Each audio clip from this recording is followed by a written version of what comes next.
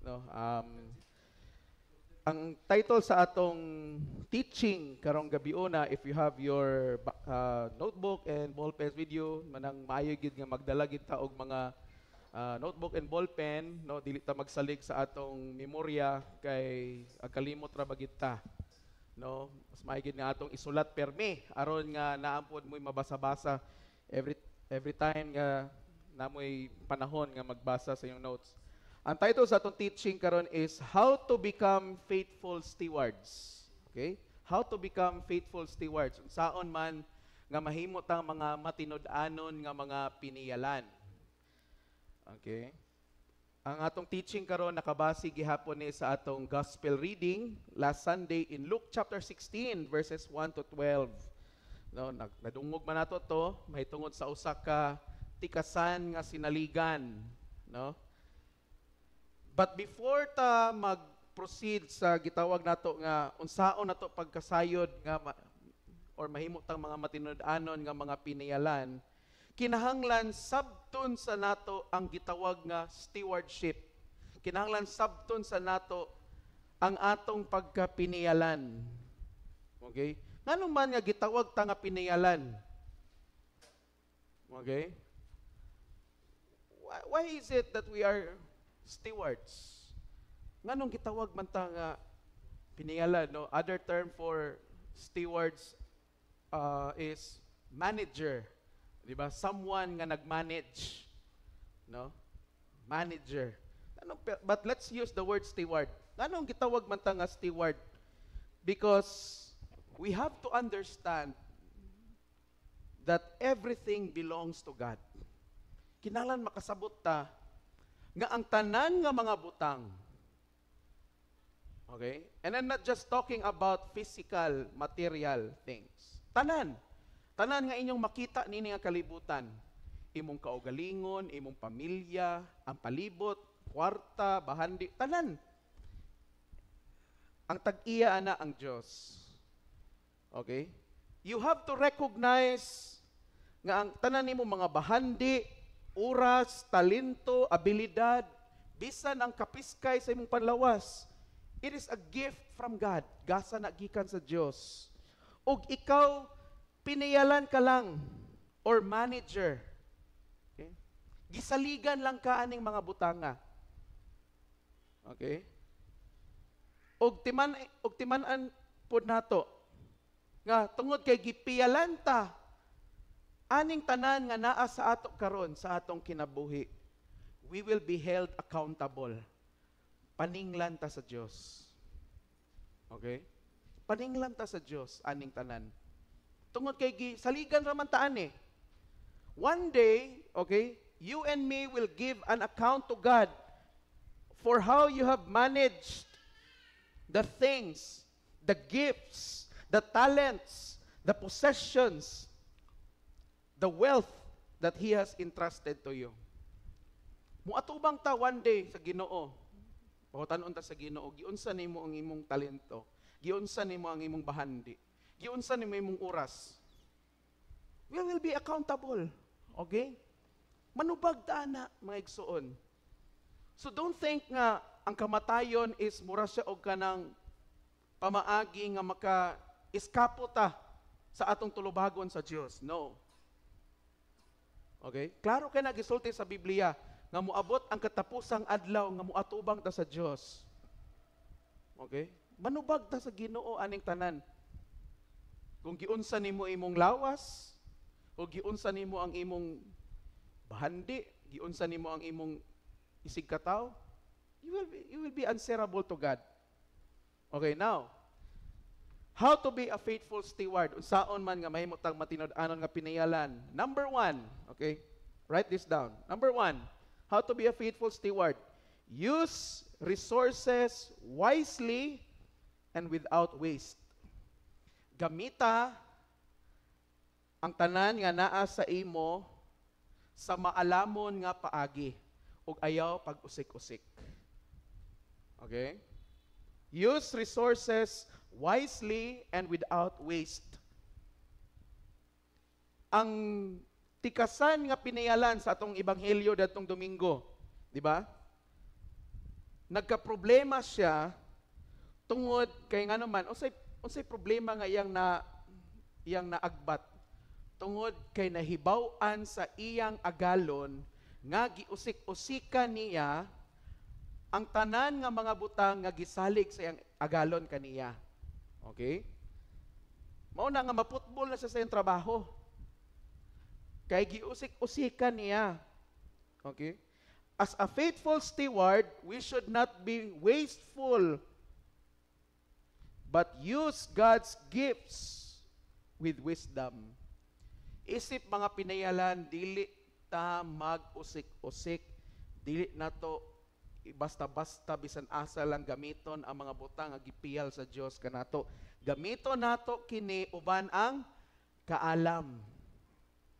Okay? Kinsa ninyo naka-remember sa story ni King Solomon? Okay? Nasayod mo sa story ni King Solomon? Kung nganong nailhan si King Solomon nga the wisest man on earth. Di ba? Because one day, gitagaan siyang pagpili sa Ginoo. Unsa man imo, Haring Solomon, kaalam or bahandi? Gitagaan siyang choice sa Ginoo. Unsa gipili ni Solomon? Kaalam or wisdom. Og tungod kay kaalam ang iyang gipili, ang tanan nga bahandi sa kalibutan gihatag sa Dios kaniya. Unsa may connection ani? Mga igsoon, bisan pag naa sa imo ang tanan, pero wala kay kaalam sa pag-manage niini, mawala ra gyapon na sa imo. Sabtan? Bisan pag ikaw ang pinakakwartahan sa tibuok kalibutan, kung di ka kabalo mag-manage sa imong kwarta, mahurot gihapon na. Okay? Bisan pag ikaw ang pinakabanggiitan nga singer sa kalibutan, kung wa kay kaalam sa paggamit sa imong abilidad sa pagkanta, wala na'y pulos. Okay? Nasabtan ba? Mga igsoon, importante kaayo ang kaalam. Labi na gid nato nga mga piniyalan sa Dios. Matag segundo maghimo ta og desisyon sa mga butang nga gipiyal sa Dios kanato. Gipiyalan ka sa Ginoo nga maka-eskwela ka ani nga eskwelahan, ani nga kurso. Gitagaan pay kas Ginoo nga mahimo kang scholar, wa kay bayronon sa eskwelahan nga tuition. Pero kung di nimo ubanan og kaalam, di ka kalahutay sa imong pag-eskwela. Undang ra gyapon ka. Gitagaan ka sa Ginoo og ani nga trabaho. Pero kung di nimo ubanan sa kaalam unsaon pagtrabaho, maunang permira ka magreklamo nga kapoy ka sa imong trabaho, stress ka, kaya ano man, di ka kabalo mag-manage kay kaalam. Sabtan? Wisdom is very important. Okay? Mo na nga nag-ingon ang Salmo, the fear of the Lord is the beginning of wisdom. Ang pagkamahadlokon sa Ginoo mao ang sinugdanan sa kaalam. Kining fear nga giingon sa salmista is not fear nga mahadlok ka sa Ginoo nga di ka mo atubang sa Ginoo, di ka mo sulod og simbahan. No, it's not like that. This fear nga gisulti is acknowledging who God is. Imong pagtahod, pag-ila sa Dios. Okay? Timan wisdom comes from God, no? Wisdom is a gift from God. In fact, kung naa kay kaalam, it's also one of the things, no, nga gitawag nga manifestation of the Holy Spirit in your life. Wisdom.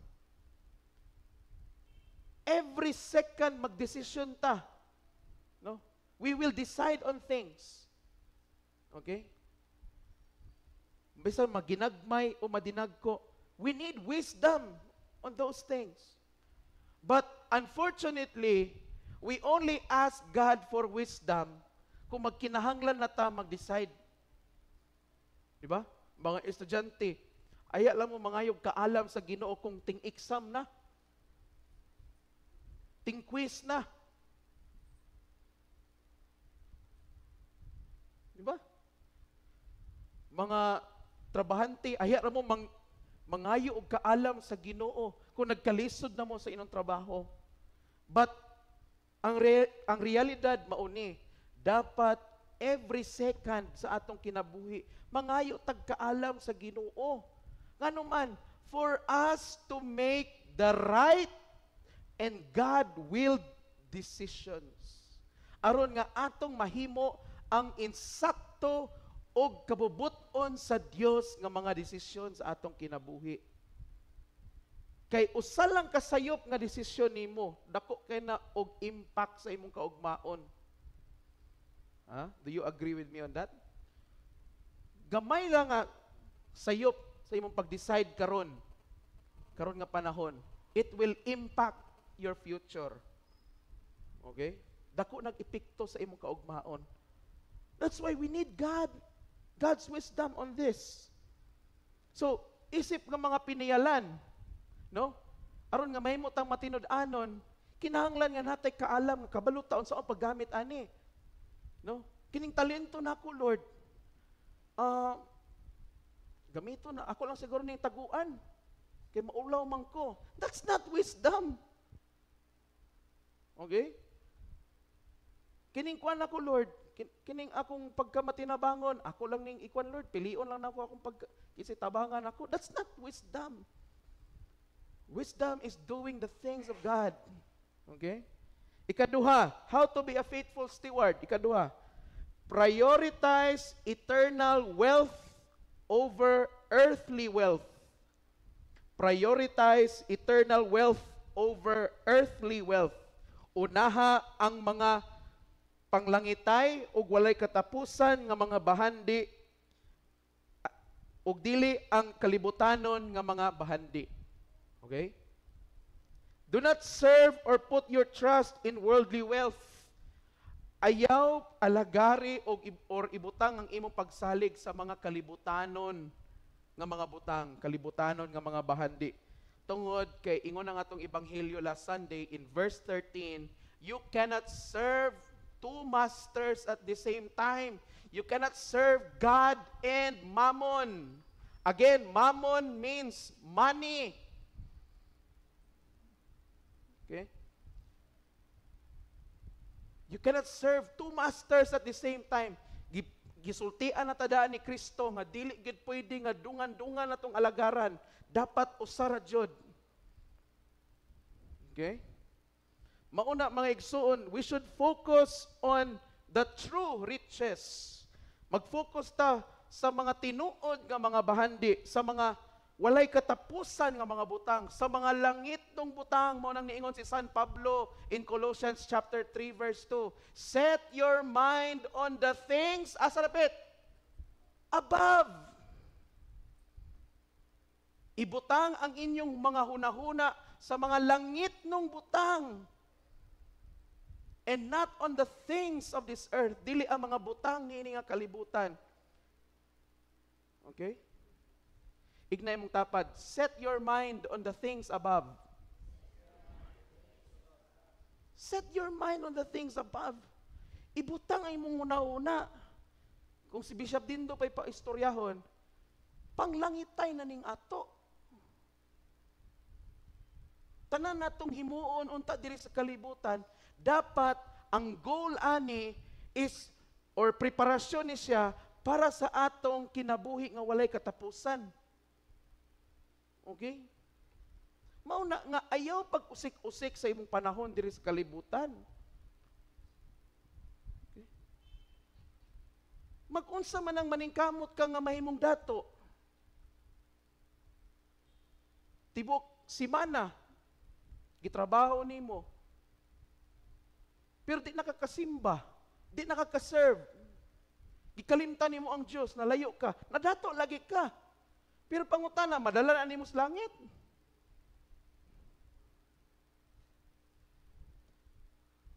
Mag-unsa man na. Turn with me to Deuteronomy chapter 8 verse 17 to 18. Deuteronomio, Kapitulo 8, versikulo 17 o 18. Basin baya ug muingon kamo sa inyong kaugalingon, pinaagi sa akong gahom ug kusog na angkon ko kining tanan nga bahandi. Apan hinumdumi gayud ninyo nga ang Ginoo nga inyong Dios mao ang naghatag kaninyo sa katakos nga mahimong adunahan. O gihimo niya kini aron matuman niya ang iyang kasabutan nga iyang gisaad sa inyong mga katigulangan nga nagapadayon hangtod karon. Okay?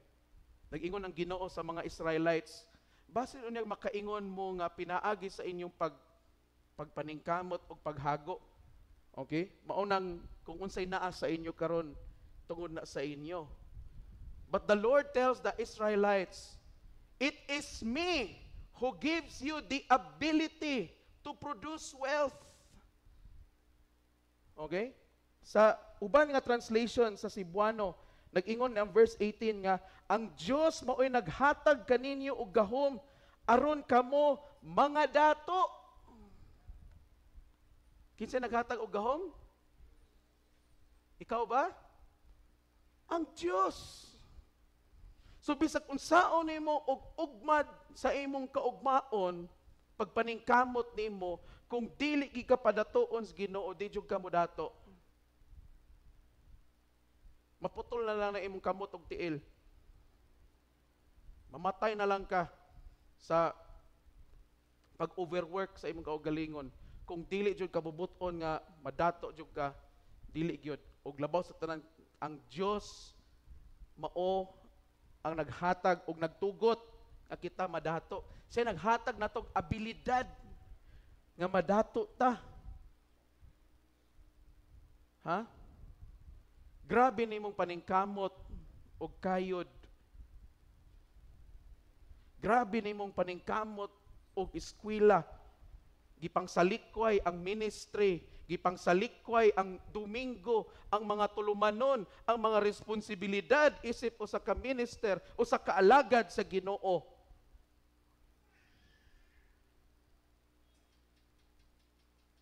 Pero kung dili tugutan nga magmalampuson, dili mo tugot ang Dios nga magmalampuson ka ana, wa jud kay mahimo.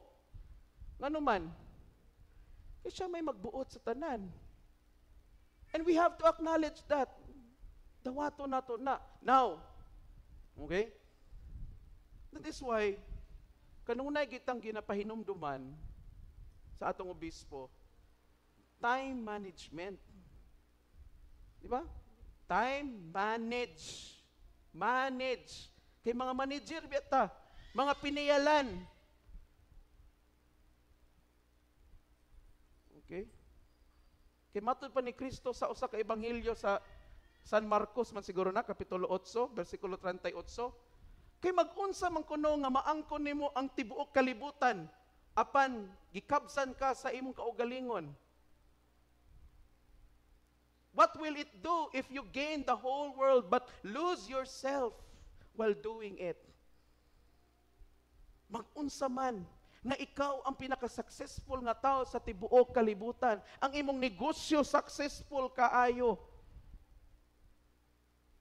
Pero gikalimtan nimo ang Dios. Sa panahon nga wala pa ka niabot ni ana nga success sa imong kinabuhi, grabe nimong kamang-kamang paduol sa Dios. Grabe nimong luhod-luhod. Grabe nimong hilak-hilak nga mopasar unta ka, no? Saad-saad ka pa sa Ginoo nga Lord, kung magkuan gid ko gyud, ako gid ibalik sa imo ang tanan, mutabang jud ko sa simbahan, palambuon jud nako Lord ang mga buluhaton sa simbahan. Okay? That's why we have to focus. Dili ani nga kalibutan, but focus on God. Amen? Ikatulo, how to be a faithful steward. Ikatulo, generously serve others and God's kingdom. Generously, take note of the word, generously serve others in God's kingdom. Use the resources God has given you to meet the needs of others and to advance God's kingdom. Kinsa ninyo nakadungog na sa panultihon nga no man is an island? Kinsa nakadungog na ana? Pipilara, di ba? Nakadungog, nasayod ta nga wala kunoy tawo nga sama sa isla. Unsa day naa sa isla? Mingaw. Nag-inusara.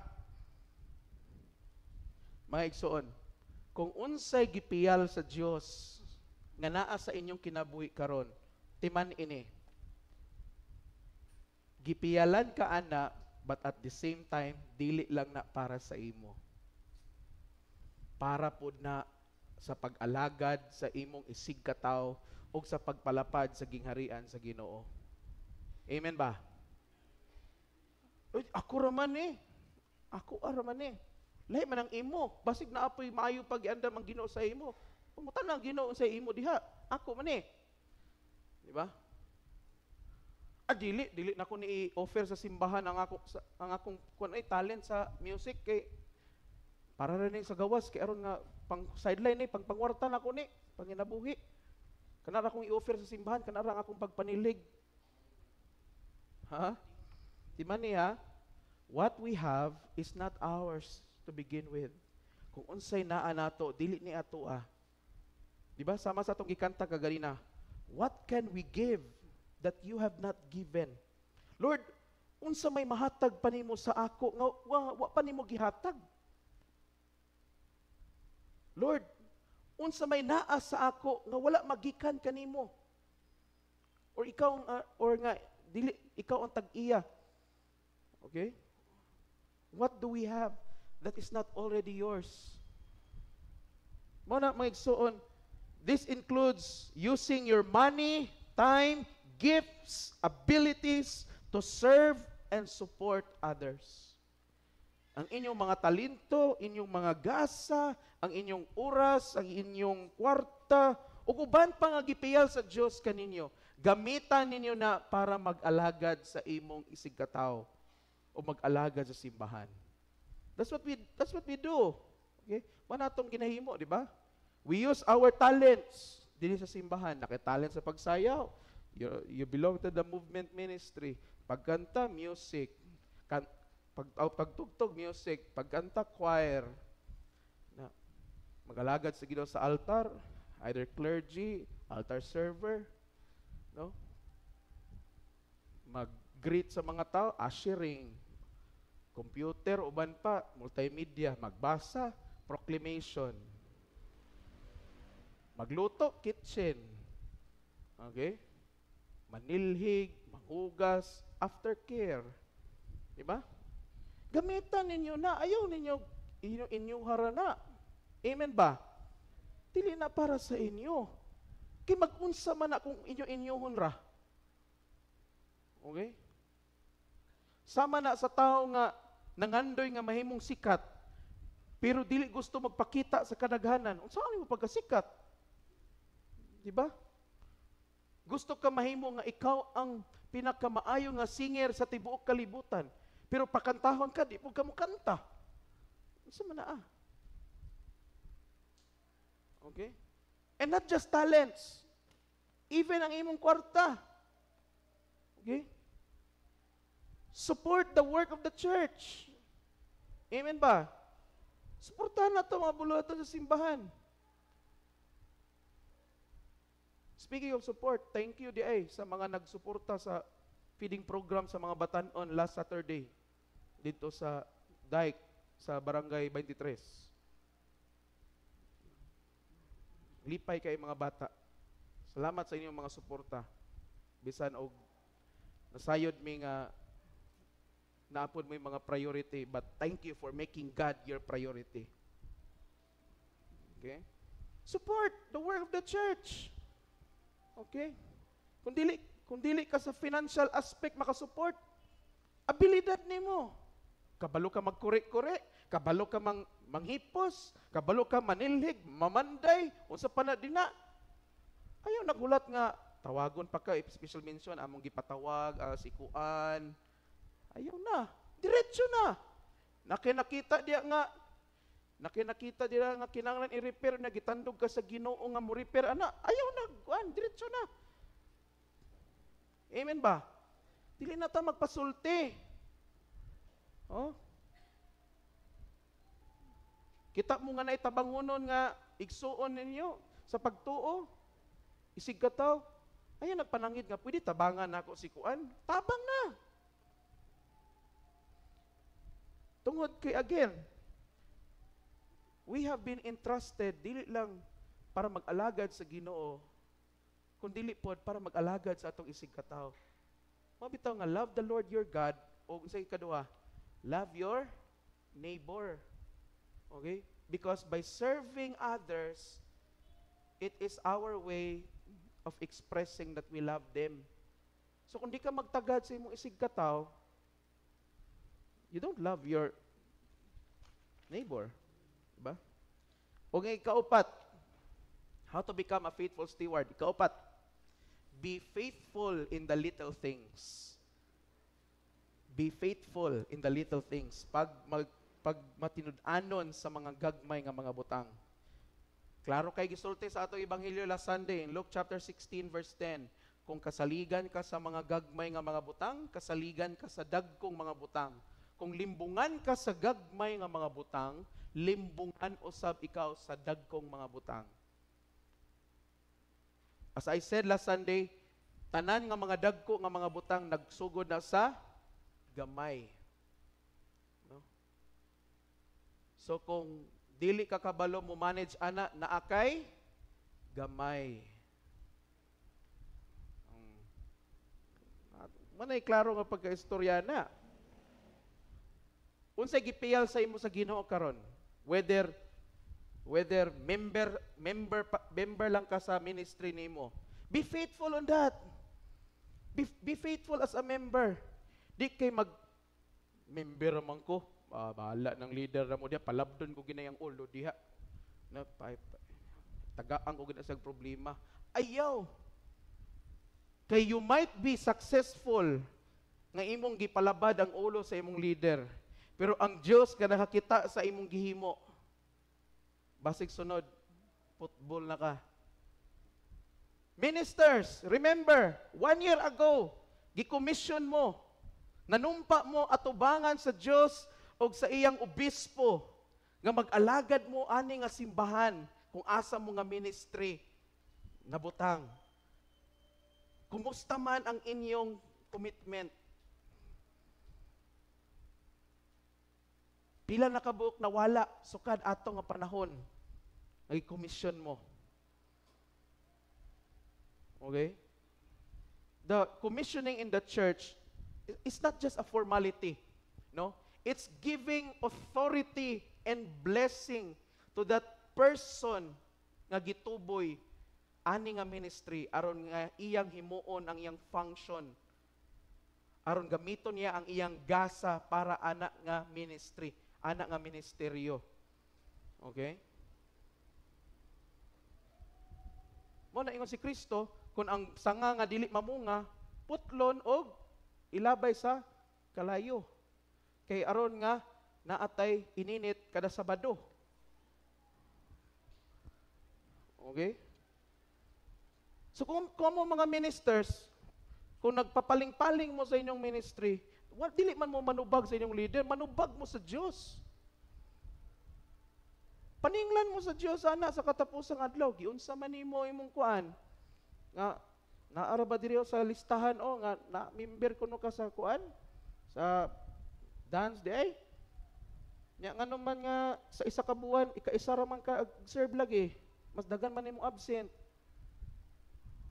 Ha? O ikaw lagi kay sige ra lagi kag scatter lagi. Saman wala mga igsuon. Dili ta magpaka-kumpiyansa ani, no? Og timan ini, promotion comes from the Lord. Okay? Promotion comes from the Lord. Kung i-promote ka sa Ginoo tungod kay nagmatinud-anon ka ana, He will promote you. Okay? Promote ka sa Ginoo. You might be the next leader, you might be the next nga tinugyanan or uban pa. Not just in the church, ha, but even in your school, di ba, sa eskwelahan, no? Kung matinud-anon ka sa mga butang, you might become the president sa inyong classroom, vice president, no? Ako sa una, Prince Charming, ramo ko perme. No, Prince Charming. Bitaw. Dili na tinawod si muto mo, dili na tinawod na. No? Sa trabahoan, no? Kung magmatinod-anon ka sa gagmay ng mga butang, kung i-promote ka sa Ginoo sa taas nga posisyon, kaya niya na imuon. Pero ang sikreto lagi, pag matinod-anon. Kung unsay gihimo nimo karon, pag matinod-anon ana, ayaw pagpasipsip, no? Ayaw pangtamak sa pagkataho sa uban para lang makabot ang taas nga ranggo, no? Pag matinod-anon diha, kay diha ka gibutang sa Ginoo, kay kitang tanan magsugod kita sa ubos, no? Aman mo kita og clergy nga ni diretso pagka obispo nga wa mo agi og pari og diakono. Sugod gid sa ubos, no? Okay? Mo bitaw nga sa clergy nga order, the holy orders, deacons, priests, bishops. Nganong ang deacon may pinakauna? Nganong dili man pari na diretso di ay? Okay?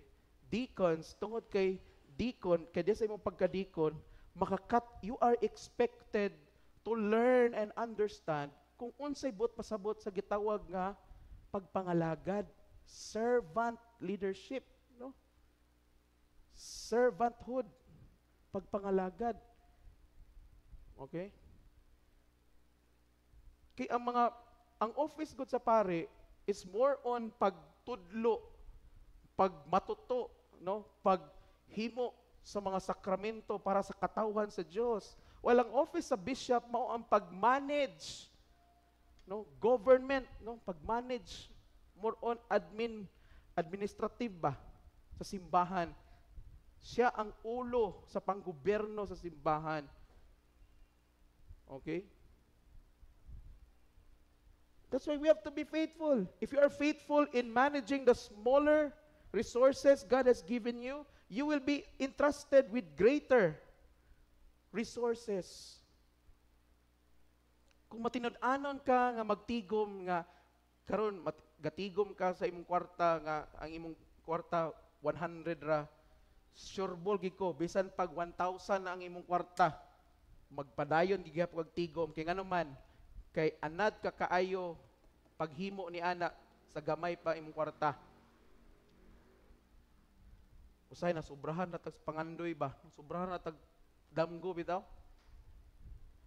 Manaw ingon ako tong Sunday nga, how can God entrust us mga dagko nga mga butang kung sa ginagmay pa lang butlog na ta?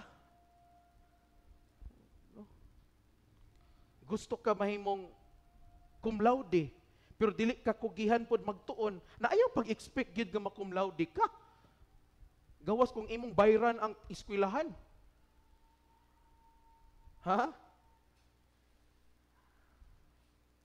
Gawas kung bahiran nimo ang eskwelahan. Diba? Ayaw. That's why, be faithful. Kaya ang Ginoo nga nakakita sa ligan jud kaniya. Amen ba? Okay?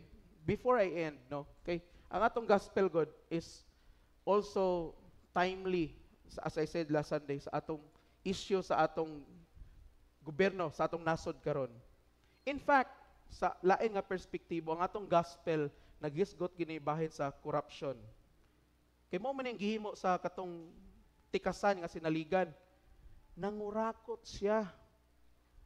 No? Kay kaniadto God, ang mga tao nga mga adunahan, expected yun sila nga naa na sila'y sinaligan. Kay ang mga tag-iya sa mga maong kabtangan o uban pa, dahi po lang ilang gikabisihan. So na sila'y sinaligan. Now, kung nagtuo mo nga sa panahon ni Kristo, ang mga tax collector ay mga maro, mga tikasan, corrupt. Kini pong mga sinaligan sa mga dato, mga corrupt po din sila. Nganuman, kay example, ang tanan nga nangutang sa ilang agalon, example, 50 ra iyang utang. Ang mga sinaligan, ang ilang isulat, 100. Kay aron katong 50 nga iyang gipatong para to sa iya. Sabta ninyo? Mao na nga katong sa gospel na to, nabalaka na siya, nataranta na siya kay, hagkoy, gipangitaan ako record. Asa mo ko makoy record? Motong nanawag, iyang gitanawag, wala may cellphone sa na, gipang kontak niya tong mga gipang kontak niya tong mga nakautang sa iyang agalon. Gipang kontak niya. Motong ingon siya nga, pilay utang nimo sa akong agalon. Isa gatos ka kuan. Naay resibo suwati diha og 50. Di ba? Gibalik niya. Di ba? Gipagamyan niya ngano man. Tungod kay taguan na niya ang 50. Corruption. So, mingon mo nga corruption, karon na nag-exist, dili, oy. Pero, nganong gigamit siya nga example ni Ginoong Jesucristo, kay dapat unta, kitang mga Kristohanon, ing-ana ang atong kinaiya sama sa tikasan. Noon sa man, nga sa dihang nasakpan na siya sa iyang gihimo, nataranta siya og nahimo siya og mga pamaagi para lang nga unsa man ma-secure niya ang iyang kaugmaon. Okay? Ang buot na kong pasabot mga igsuon, kitang mga Kristohanon, dili ta agkataranta kung unsay atong kaugmaon nato. Dili ta agkataranta ba? Dili ta agkabader nga watay simba-simba, watay alagad-alagad sa Ginoo, watay hatag-hatag sa atong tithes and offering, wata na bader ang mga butang kay abi na tuog ukira makasabot ra ang Ginoo. Kay ang unsa man, kay ang tikasan nga sinaligan wa siya mag-expect nga mangayo og sumada ang iyang agalon. Pero karon kita nga mga Kristohanon, nasayod na ta nga muabot ang katapusang adlaw nga muatubang ta sa Ginoo. So karon nga nasayra na nato na unsa man magpa-relax pa ta sa atong pagkakristohanon? Mag-absent pa kag Domingo? Maghimo pa bagyapon kag sala? Maglunang pa ba ka sa imong sala? Maglangay-langay pa bagyapon kag kumpisal?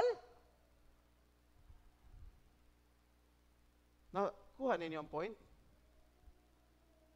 Muna ingon si Kristo nga mas maayo pa ning kaning mga tao nga naa sa kangit-ngit kaysa mga tao nga naa sa kahayag. Kay ang tikasan, gitag gid pamaagi nga malusutan niya ning gipatawag sa iyang agalon nga pakigsumada. Kay pag nasakpan siya nga, makit-an gid nga wa say record, wala tanan diyan nang binaro siya, impas iyang kaugmaon. Diba? Muna, so corruption, dili na nag-exist kaniadto. Na kanang gitawag nila nga ghost projects. Kadawag naman ghost projects. Dapat mga batanon, dapat aware gid mo sa mga balita karon, dili kay puro radula, bold inyong pananawon. No? Dapat aware mo sa mga balita karon nga itabo. Kay basin unyag gibumbahan ang inyong balay na late ka na nakabalo nga ang bomba na duol na kay sa inyong atop na wala patay jud ka. Wa kadagan. Dapat updated jud ta. Ghost projects. Ingon sila, ang ghost projects karon pa na nagsugod. Dili. Ang ghost projects nagsugod na dugay ra na kaayo. Di ba? Unsa may example na? Kanang muingon sa ginikanan nga tagai kog kwarta kay naa mi project. Pero ang kwarta nga gihatag gasto sa lain. Manang tawag nga ghost project. Kanang mamakak sa ginikanan, na ako no'y bayran, no? Na ako no'y amuton sa eskwelahan, pero gipalit sa inom, gipalit sa gi-order sa online. Ghost project ang tawag ana. So dili na kay karon pa na nagsugod, dugay ra. Niagi gyapon ko ana Ghost Project. No? Namakak sa mama kay aron madugangan ang balon.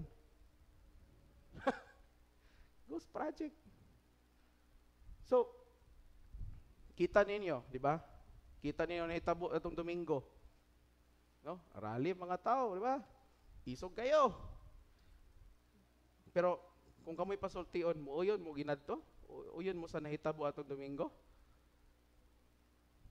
Nga nagipangguba ang mga street lights, nang lungkab og convenience store, nangulata og pulis, no? Nang gipangsunog ang mga motor, no? Uban pa. Well, usa ra gid ako ikasulti. Ang giingon sa atong second reading datong Sunday, pray for your leaders so that you may have a peaceable life. Wala ko ningon, wala mabupugi sa simbahan. Kung gusto mo mag-apil og rally, ipag-rally. Ay alam mo, pag uli diri niya, magmahay-mahay dayon kay nabunog mo, natamakan mo, or napasmo mo dito. Ipag-apil diha, kung ganahan dyan ka mag-apil, pag-apil. Pero kung naunao ba, sigit-sagit ka din ha. Kung naa kay tayo magsagit-sagit, magbaklay-baklay, magpainit, magsinggit-singgit diha.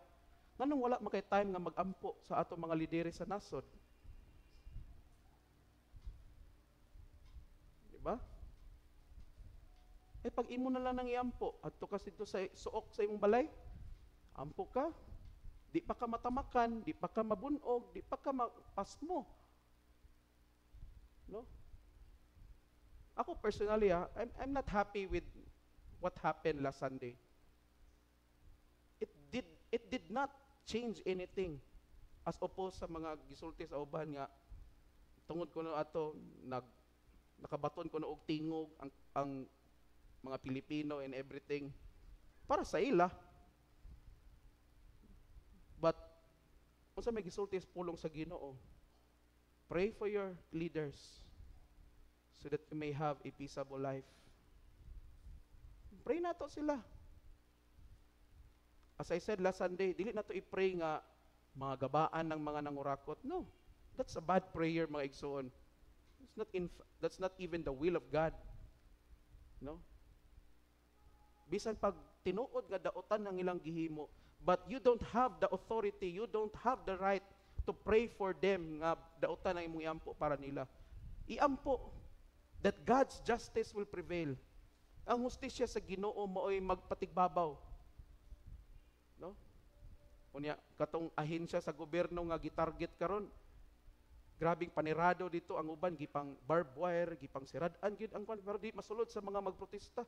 Perting mingawa Wa nanulod. No? So, instead of joining sa mga kagubot sa atong panahon karon, naa kay mga kaugalingon pong kagubot sa imong kinabuhi. Mo na una ati mana, and at the same time you pray for our nation. Amen ba? Please stand. Kuliyog manindog.